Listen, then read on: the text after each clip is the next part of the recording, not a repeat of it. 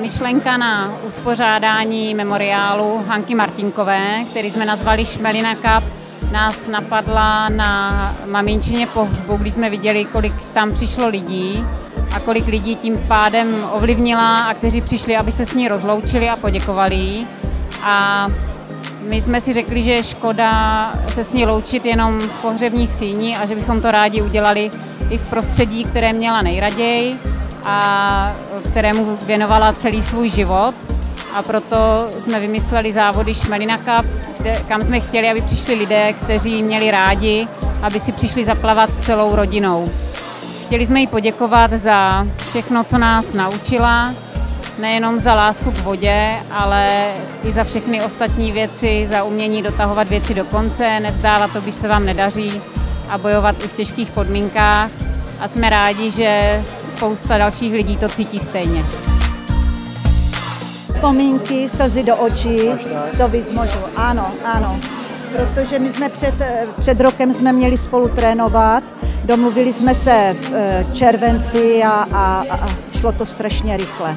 Takže mě to hrozně mrzí. Byla to úžasná holka, úžasná kamarádka.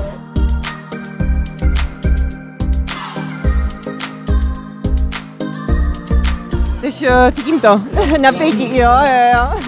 Ne, já jsem si hlavně říkal, dýchej debile, ať se neutopíš. Na jeden hádek, no jasně, na jeden hádek. Měla by se zavést nová disciplína, 50 metrů volný způsob dvojic. A starší by mohli plavat na šířku normálně, splývání. Akorát posledních 10 metrů jsem zatuhla, ale jak jste mě krásně pozbuzovali, tak jsem to doplavala. Když neplaveš delší dobu, tak máš v hlavě, že tu 100 chceš uplavat nejlepší. Skočíš tam, uplaveš první 25, jsi jednička, otočíš se a najednou ta hlava ti to nedává a už nemůžeš. A doplaveš to jenom silou. Trénink bez trénovky je čempiona. My musíme vyhrát. A jestli nevyhrajeme, tak už sem v životě nepřijdeme.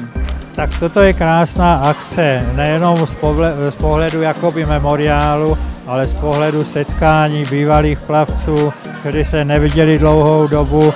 A tady tento poznatek si myslím, že je úplně nejsilnější, když já vidím, jak ti plavci, kteří se potkávají po letech, se k sobě krásně mají a jaké mají krásné naplavání vzpomínky.